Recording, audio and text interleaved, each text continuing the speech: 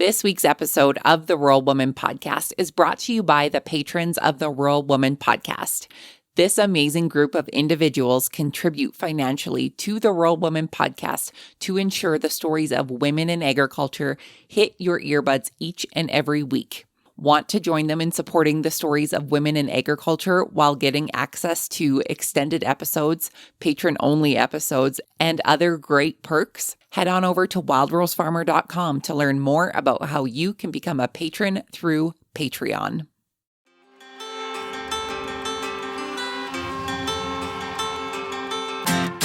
Hi, I'm Caitlin Dubin, and this is the Rural Woman Podcast. I'm a first-generation farmer who married into agriculture. Born and raised in a city, I was so unfamiliar with where my food came from, but I was determined to figure it out. Through my journey into agriculture, I saw women who were strong but humble, often taking a back seat. To me, these women were leaders who deserved a seat at the table. I created the Rural Woman Podcast to share the voices of women in an industry whose stories often went untold. The rural entrepreneurs who live and breathe their work, full of grit and pride. We come here to share our stories, to be in community with each other, to be challenged and inspired, but most importantly, to be celebrated and to be heard. We may not all live, farm, ranch, or homestead the same, but we are all connected. We are rural women, and our stories are worthy of being told.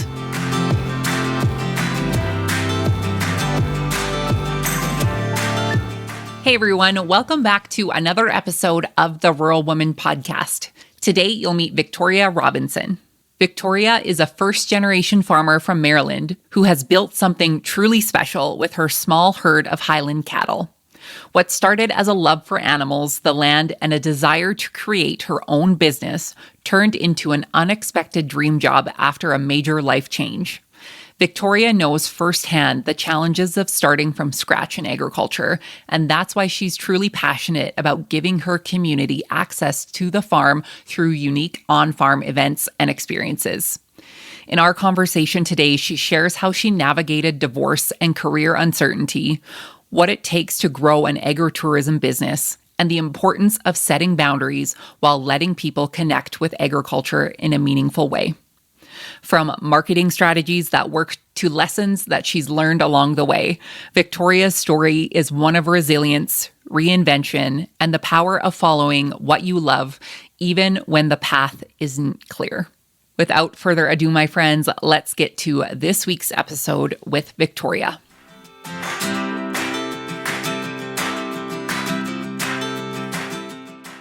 Victoria, welcome to the Rural Woman Podcast. How are you today?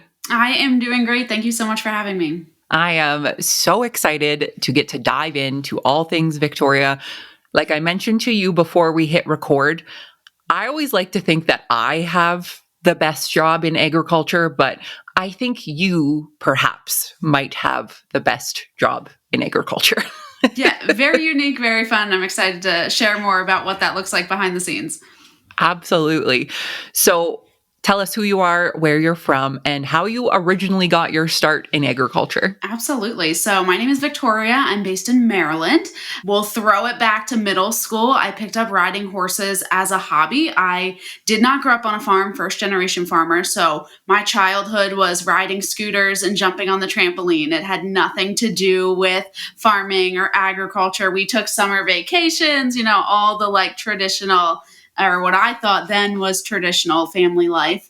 So horseback riding was something that I just did as a hobby and then got the bug for it and it stuck.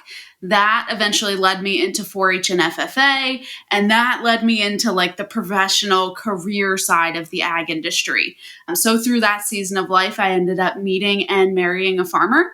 And we built an on-farm market and a full kind of agritourism operation. So really the focus was our grocery store on the farm. We raised meats to supply that store, that type of thing. So that was really something I jumped into without a whole lot of experience. I didn't, like I said, grow up on a farm. It was just kind of like that trial by fire of growing that business and doing that thing. But that's really where I kind of found my passion for running a business and leading a team and the ag tourism, ag business side of things in a way.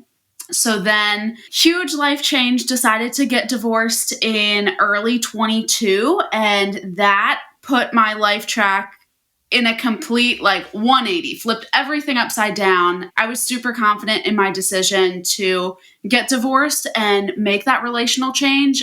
But at that time, I had no idea how much of an impact that life without the farm and life without agriculture, what that was going to look like. And so I spent the next 3 or so years trying to figure that out. And that looked like sharing on social media and, kind of reaching out or giving the opportunity to kind of coach farmers because I didn't have a farm to go home to at that point. So started kind of with that. And then, of course, you have to pay your bills in that season as well. So I think over the course of those 3 years, I held 6 or 7 different jobs, and it just nothing stuck. Nothing was it. It wasn't the answer. And it was such a hard season. And there's a lot to that. But pretty much what that taught me is that I knew my biggest passion was in ag business and working for myself and involving the farm and agriculture, but I had no idea how to get back to that. Being what at that time I was 27, thought I had family life figured out, thought I had business figured out, thought I had a solid career path. And then 180, you have all that change. So it was kind of like I was restarting at what I thought was this late age. So nonetheless, fast forward through all of that. There's so much more to it, but fast forward through all of that. Today, I am back into farming and I'm so excited. And I have launched a brand new business that is agritourism with my Scottish Highland cattle. So that includes on-farm events and private experiences, all really on a small scale. We're not talking a big, huge operation like pumpkin patches or things like that. This is private experiences, kind of one-on-one events, things like that. So it's a really unique avenue, but it has given me the opportunity to get back to full-time farming. And it's something that I will never take for granted. Victoria, I have so many questions. All of the questions that I had written down out the window now. Yeah. I want to dive into, thank you for sharing that. And something, again, that we chatted about before we hit record, there's the song, the big D, and we don't mean Dallas. It is something, divorce happens. It's 2025. We live in a world where divorce happens. But I feel like in agriculture, it is very taboo to talk about it. Being that, we have these, quote, family businesses that are large, right? When there is a divorce or a partnership separation, how does that all work? It's messy. And it really can really hurt. I've said this myself before as a fellow city kid. I didn't even ride a horse. I was lucky to pet a horse. But looking at my life now and how I've adapted and changed to a life in agriculture, I can't imagine not having it in some capacity. Absolutely. I feel like once you're in the industry and you get that bug and you know it and you love it, to go back to not having it, it's like, what do you do? Where do you even start? So yeah, I totally understand. Right. I'm curious about your former farm. You had built up this market on the farm. What was the farm doing before this business? Yeah, so former business, the farm was a multi-generational family farm. So traditionally, it was just a beef cattle operation. So then my ex-husband started the store on the farm. There was a generation gap. So his parents didn't farm, but his grandfather did. And his grandfather passed pretty early on. So the farm was in limbo for a little bit. It was operational. We rented out the fields for crops, things like that. But it really didn't take life until he started that on-farm market, is kind of what we coined it. And it started out as okay, we had cows and we had meat to sell. that was great. And then it just kind of expanded into, well, can we raise pigs? Can we raise chickens? Can we bring in products from other local growers? And it just scaled kind of naturally, like it wasn't super forced. And of course, anytime you're starting a small business, it takes time. It takes getting the word out there. It takes marketing, and just building up that customer base takes years. So just as it progressed with kind of the demand and the customers we were meeting, it led into people wanting to know more about the farm and experience tours and being able to spend more time on the farm. And for us, that looked like pick your own and an on-farm playground and all of that stuff. So it was really a business based around community, but really about getting people to the farm was its biggest pull. Absolutely. So you had mentioned, kind of your toe into agriculture was through horses, but where was this love of entrepreneurship? Where did that come from? Totally by accident. I had no plans of ever, never even thought that I would be in a position to own my own business or create something, things like that. So it was definitely through kind of that first business avenue, meeting and marrying the farmer and running that business. It's just something I kind of accidentally fell into. So my ex-husband is the one who started it. So kind of running that alongside with him just showed me okay, you're capable of this. You can do this. You can figure it out, but never I don't have a degree in it. I didn't go to college for it. I have an AA in graphic design that's ancient now. So it was definitely just a being willing to jump in head first and kind of falling into this path. So yeah, I do 100% give so much credit to that season of my life for discovering that passion for agriculture and that experience. And even though my life looks totally different now, looking back, it was still a positive impact, 100%. So definitely where kind of the business love came from. Well, and I just think and I'm biased, obviously, because I'm a city person in agriculture, but I think people who didn't grow up in the industry bring something to it, right? We know what the general public doesn't know about agriculture. Yeah. So we're curious just right alongside them. Mm-hmm. And I think when you have that curiosity, bringing it to a multi-generational farm, you can hopefully influence to make the multi-generations think differently, right? Because they think, well, why wouldn't anybody know this? Mm-hmm. Well, why would we know this, right? We go to the grocery store to get our food. We go to the farmer's market on Saturday and there's produce there. We don't know how it got there. We're happy it's there. And when it was taken away, I think that natural curiosity came out in tenfold. Yes, for sure. 100%. So let's talk about getting into your new project. So you were out of the egg industry, walking away from that business. I just want to take a moment because I can only imagine how heartbreaking that in itself was. Yeah, honestly, 100%. And it's something that has taken me a long time to even talk about, all the credit to being in therapy and processing and all of that stuff. But it's not the whole process. And especially first, let's touch on the fact of leaving this business. It was so customer facing and so public and so community supported that people were not only just shopping for our products, but they were shopping to support us. So when you are such a big piece of that, and if you are in a small town community, you will know that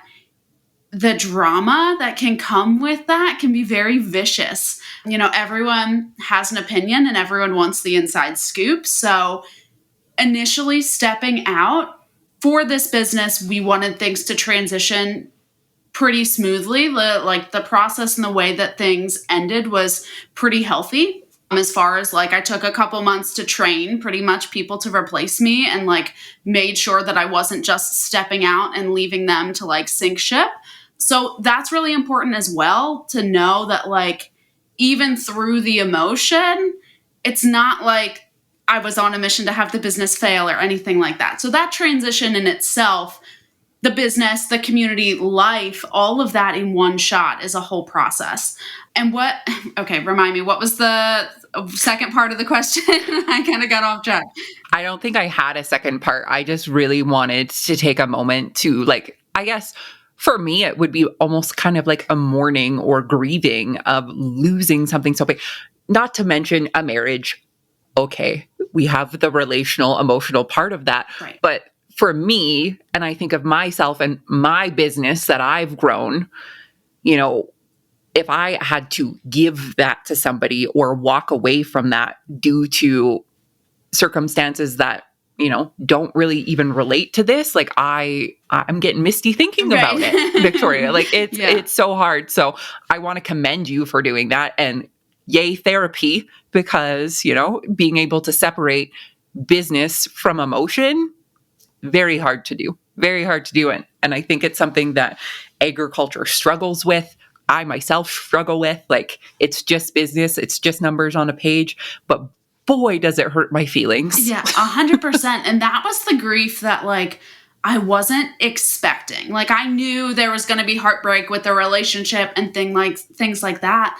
But the grief that came from stepping away from the farm was way worse. And it was one of those things, like, making that decision, I was prepared in a way for what to expect, like, of course, the divorce process, but was very unprepared as far as what leaving the farm would mean and what going out and getting a normal 9-to-5 job would mean. And, like, I knew these things in my brain. Like, I knew, like, okay, this is step 1, this is step 2, this is step 3. But the grief and the emotion that came with that, super difficult. Right. And I think that is so important to say. So important to say. And if anybody gets anything from this episode, we all love Highland cows. We all think, all of this is fun and great, but, like, we have to take the time to separate and to grieve. And I think we are so bad with that because we just persevere and we just push through. And it's like, that's going to come back and bite you in the ass one day if you don't take the time now. So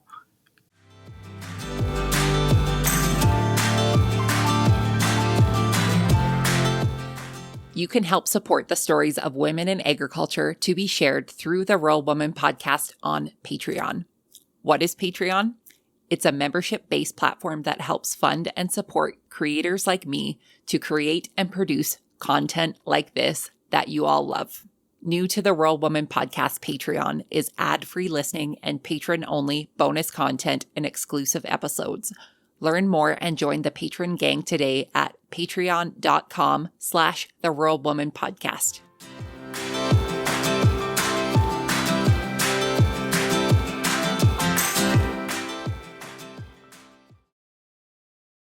Let's move on to happier things and Highland cows, because, like I said, you might have the best job in agriculture. So where did the idea of agritourism and Highland cows come in? Yeah, creating this brand new business kind of all happened by accident. So for me, getting back into agriculture simply started with, like, putting down roots again and landing in an area. And I was getting involved with a couple of, like, ag business groups and just things in my local community. So that was kind of step 1 of figuring out, like, where do I belong again? How do I fit into this? And what can I pull off? Because for me, not having a farm to go home to and being single and an individual, the overwhelming pressure of, like, startup costs and initial, like, land prices and all of that stuff was so intimidating that, like, I didn't think it was going to be possible to even financially afford to get back into agriculture, let alone, like, just even where to start with all of that. So very fortunate through those couple community groups and just putting down roots and kind of having the self-awareness of that was my goal, what's next, that type of thing.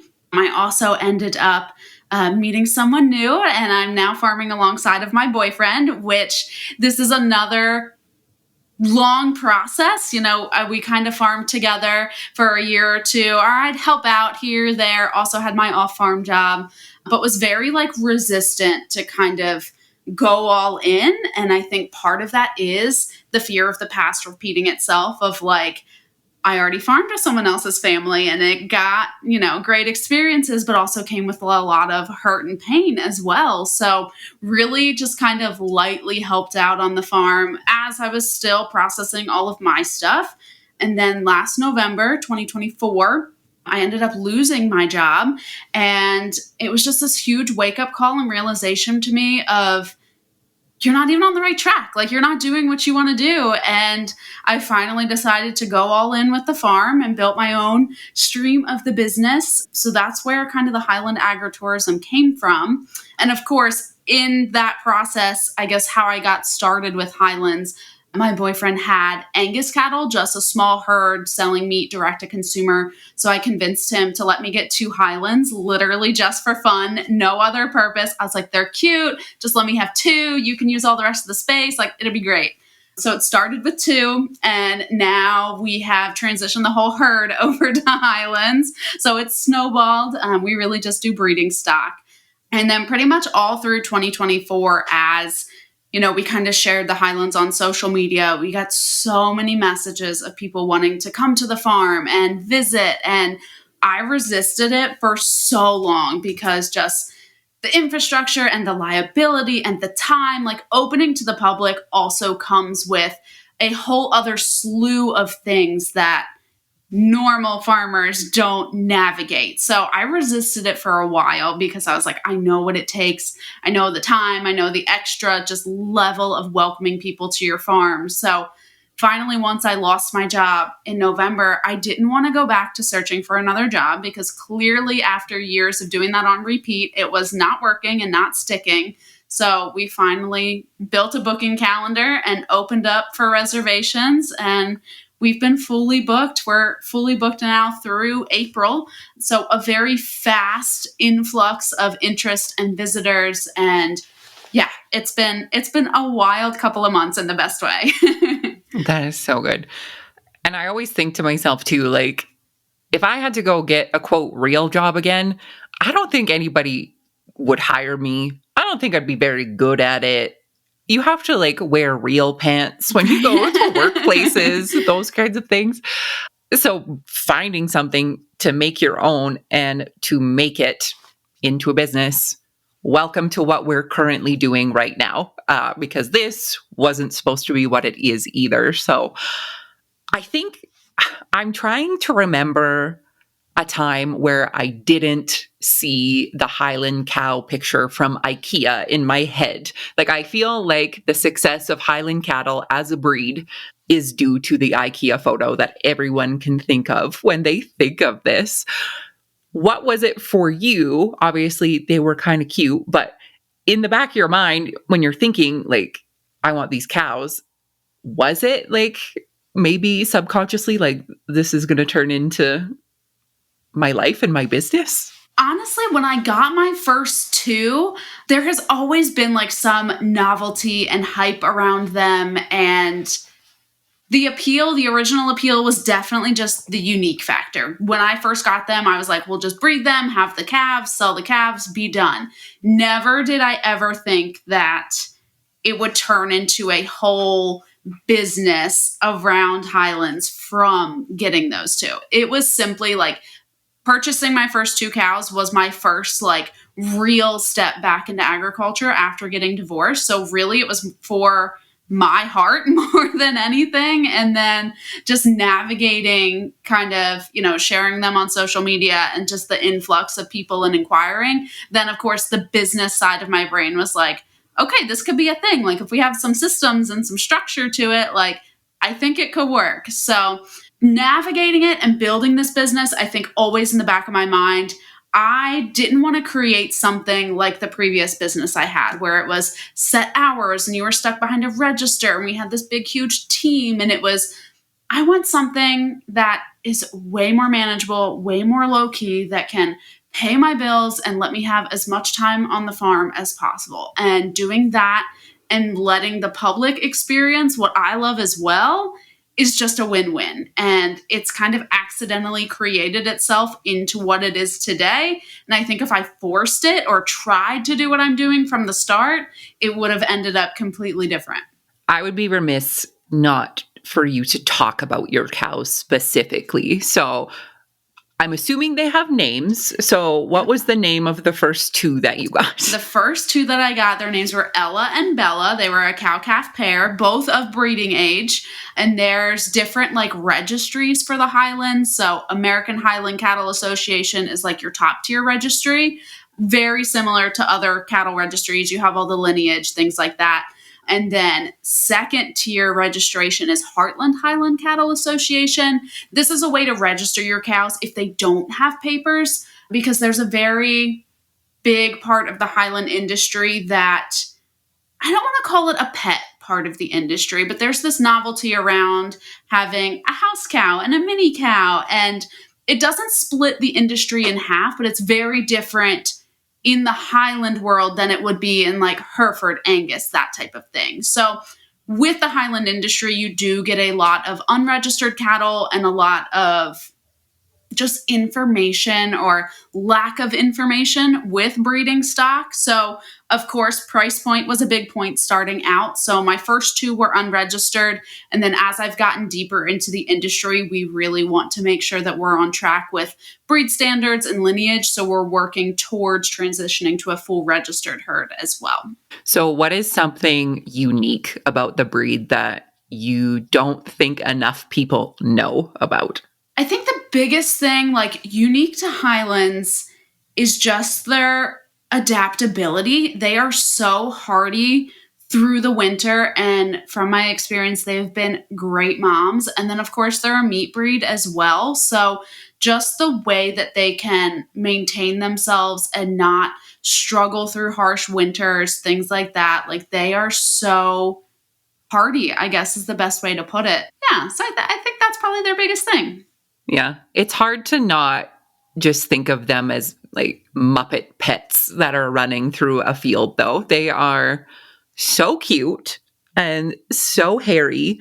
Has there been any roadblocks or challenges in your breeding program or expanding your herd? Yeah. So I think the biggest thing for us, or for me as a first generation farmer and my boyfriend now that I've lumped him into all of this, is the sheer cost of them. You know, cattle prices are high right now anyway, but I feel like the Highlands are just a little bit more expensive because they have this novelty and demand behind them. So getting started is hard, especially like we meet a lot of other farmers who are like, I just want one, I just want two. So there's a lot of like educating that comes with kind of us sharing online and having Highlands and especially opening to the public. But figuring out how to start out and how to afford it and then throw in feed costs and infrastructure and all the things. So that initial investment is a little scary. And I hear that from a lot of other growers as well, or farmers, I should say. But yeah, and then of course, like I said, it's a very interesting industry. You have your people that want to race for meat and keep it to traditional breed standards. And then you have your, we'll say more hobby farm, which, you know, we're in support of both sides. There's just two totally different ways of raising them and doing it. Yeah, absolutely. So I want to talk about social media. Obviously, Highland cattle are probably some of the cutest cows that you can make Instagram famous. So people started reaching out to you wanting to come see these cows. And were they people that you knew, or was it complete strangers on the internet that saw that you had these? How did it start? To start it out, what really started it all is we also grow pumpkins. So we're heading into our third season. And of course, naturally, when you have something to sell, you share it on social media. So then once pumpkin season was over, we just started sharing about the cows and the farm in general. So the messages that we were getting started with kind of like our local community wanting to come by and check them out. And I really I resisted it for so long, at least like a year and a half, just because at that time, like we both worked off the farm. We had other, we were trying to farm as well. Like, hey, pumpkins, all the things. It's not like we just had the free time and we're hanging out at the barn. So to facilitate people coming to the farm, I was like, let's just not. So eventually, once we got enough messages and once it kind of like the seed was planted. So it was in my brain. I was like, you know what? Maybe we should try it. So we started by hosting Christmas mini photo sessions. And we had a great photographer that we partnered with. She had cow experience. And I was like, here's what I'm thinking. Do you think there's interest? And she's like, absolutely. Let's put it out there. Let's try it. So we set up our little backdrop and we ended up booking out so fast. And then there was this whole wait list. And then people were like, what else? When can we see them? What's next? So it turned into this whole thing accidentally. And then when I was ready to finally go all in on the farm is when I was like, all right, we can have different offers, open up a calendar, do X, Y, and Z with it. Very cool. So it started with Christmas photos. Tell us about the other offerings that you currently have on the farm. So pretty much we do private reservations, which I call my Highland Hangouts. This is for groups of 1 to 6 people, 45-minute time slot, and pretty much they get to come into our barn. We have 4 to 5 different cows haltered and tied. Liability risk-wise, I will not let people just loose in the field with the Highlands. Horns being one of the most obvious things, cows in general, just big animals. So we find it best for us that if people are going to be hands-on and brushing, haltered and tied, so they get to brush, take whatever pictures they want. I set out a little bowl of hay. They can feed them hay, which people love. And then we also feed them fig Newtons as like a special treat. So yeah, it's super cute watching people kind of experience them and all of that good stuff. That's amazing. I think we should try and get you sponsorship from Fig Newton, and they can be like the poster cows for Fig Newtons. Yeah, they're obsessed. So good. How have you found the response from your community? Obviously, when you had the smaller offerings, it was booked up, but once you've expanded this calendar, is it still as popular as it was? Yeah, absolutely. It has been booking up way more than I ever expected. So best problem to have. Pretty much we offer 3 sessions on Saturdays and Sundays because the cows, of course, can only people for so long naturally. So we do 3 sessions on the weekends, and that's pretty much fully booked within 48 hours of us opening up our calendar, which is crazy to me. So then we started opening slots during the week just to have something else to offer. And that will slowly fill up. That's nothing as intense naturally, of course, as people are working and doing different things. So we'll see where weekday bookings go. But as of right now, booking during the week or weekend is super intense. Like you have to be on it when we open the booking calendar. So there's definitely the demand and the interest. A big part of that is our demographic. We are about, I'd say, a little over an hour from DC in Northern Virginia that just has some bigger cities, bigger volumes of people that are way disconnected from agriculture. So yeah, we're very lucky as far as location, but all of it comes back to social media as far as like how the word is getting out there. What have been some of your biggest lessons learned in hosting public on your farm? Yes, you cannot prepare enough and you cannot say your boundaries and your rules enough. So as we have opened to the public, being very clear as far as like location, the time frame that they're allowed to be at the farm, that they have to wear closed-toed shoes, that if you come to the farm and it's 30 degrees outside, it's also going to be 30 degrees in the barn. So spelling out every little detail to make sure your customer has a good experience is probably the best thing that I can tell you. And that can be in the details on your website, in your confirmation email, reminder emails, all the things. Like if you think you need to tell someone that it's going to be cold outside and they need to wear a winter jacket, you need to tell them like 3 times.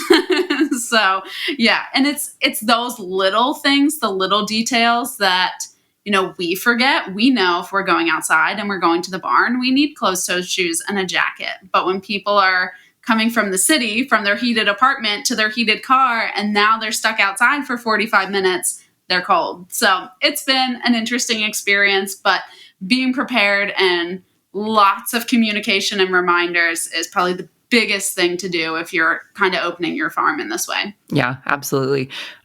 I even think of myself as like a host or MC for events. The amount of people who ask me where the bathroom is after I just told them where the bathroom is, like, yes. And I'm just as guilty, right? Like we skim, we see these things, but yep. What has been the biggest, I guess, success in marketing what you're offering? And this could be for your former farm or for this farm as well. Sometimes it can feel like we're screaming into a void and we don't know where the people are. And then other times it works like gangbusters. So what's worked for you? Yeah, honestly, I give so much credit to social media, both in my former business and presently. I guess former business wise, we had a lot of success with like live videos. And then of course, outside, like I feel like consistent posting, that's very basic. So more on a deeper level, we would do live videos once a week as like a market tour, just to show you what you could buy for the weekend and what was on sale, any new items, blah, blah, blah. That really helped people kind of prepare before they came to shop. And that was really born through COVID, because at that point during that season, we had to limit our store to 10 people shopping at one time because it was so small. So turning to social media and doing those live videos let people know, like, okay, I need X, Y, and Z. And they didn't spend as much time browsing, but instead they were prepared and spent more time just shopping and moving on. So the turnover was really helpful with that. And then presently, of course, between now and then is a couple years, so social media changes, but of course, it's still a great way to reach people. So what I found, really leaning into Reels currently, video content is still what reaches what I'll say like the masses. We've never really gone viral. So, and we're a small account. Like I think our Instagram is just a little over 3,000. That's nothing crazy, right? But to be fully booked with having that, what I'll say, small amount of numbers on social media is huge. So leaning into Reels and really making sure that like you're showing up and you're not ghosting people for a couple weeks and then just popping back up and being like, and by the way, we're still here. So that's been huge. And then we've also played around a little bit with different collaborations as far as like working with an influencer or just other business to business collaboration to get in front of other audiences in our area has been super helpful as well. I like what you said about we haven't gone viral. Right. And I think to myself, do you need to? No. Right? You're not looking for people to, I guess, travel across the country or the world to come to your farm. It'd be very flattering if they did.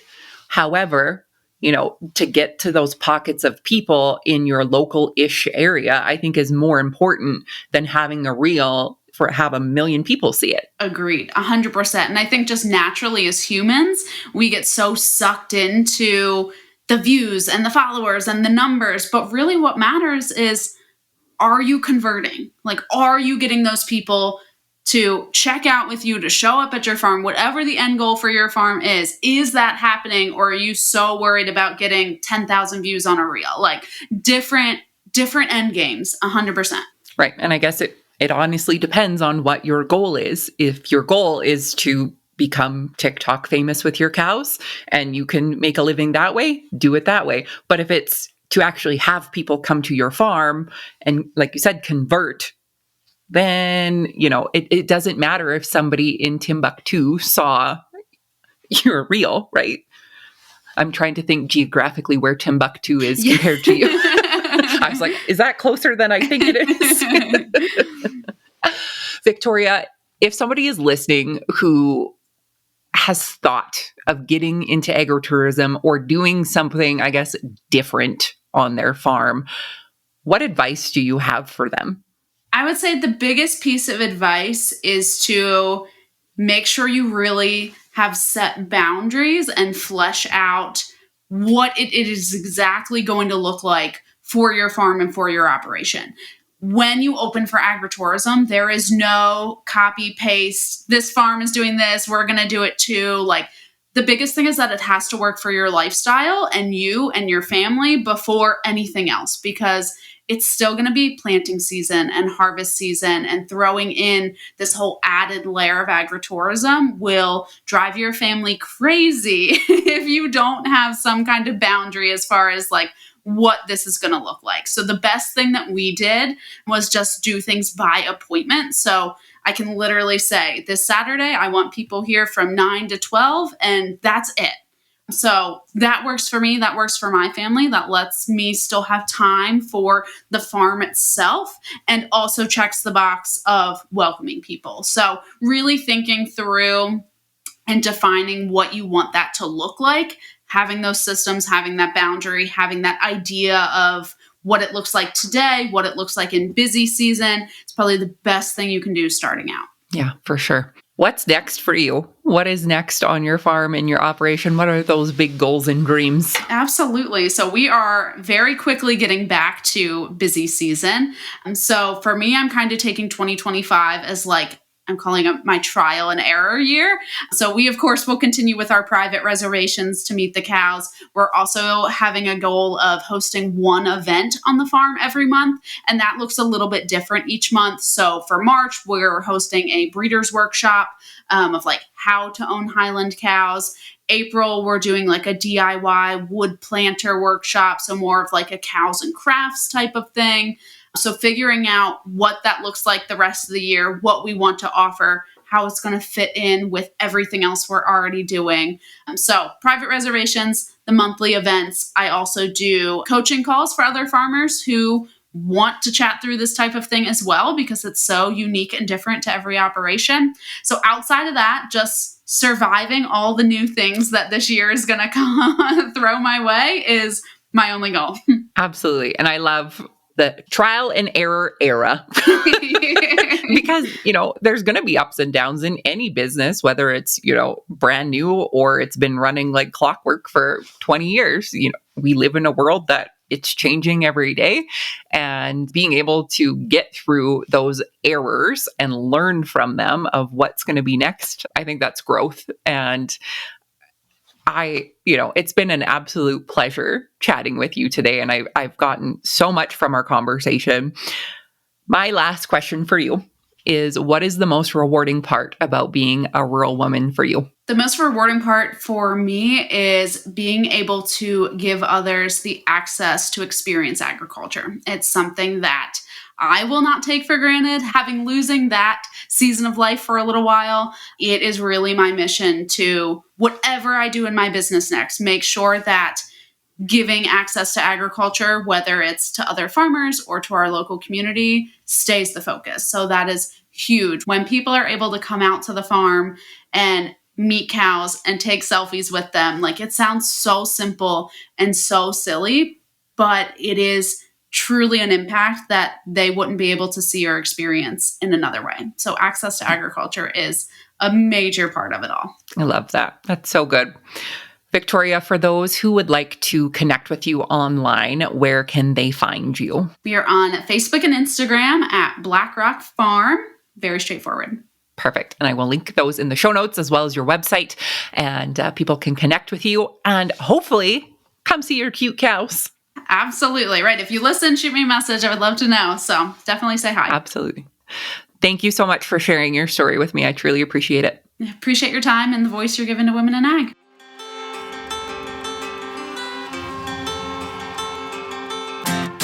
Thanks for listening to the Rural Woman Podcast. The Rural Woman Podcast is more than just a podcast. We are a community. A huge thank you to the Rural Woman Podcast team, audio editor Max Hofer, and a special thanks to our Patreon executive producers, Sarah Riedner from Happiness by the Acre.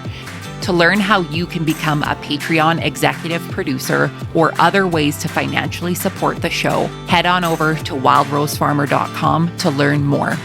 Be sure to hit the follow or subscribe button wherever you listen to the podcast to get the latest episodes directly on your playlist.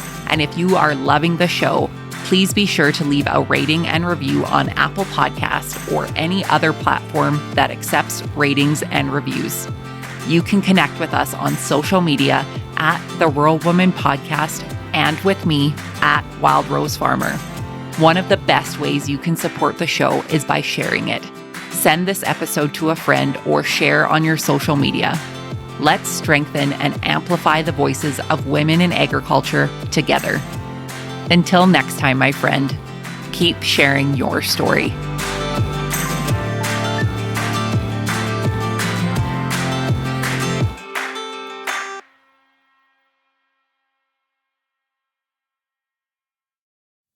Did you know that you can get this same great episode of the Rural Woman podcast ad-free? I get it. Listening to ads during a podcast isn't always my favorite either. But in order to keep the lights and coffee pot on here at the Rural Woman Podcast Studios, they are necessary. I am so grateful to each and every one of my sponsors, but if you yourself would like to skip the ads while supporting the show, consider joining me over on Patreon.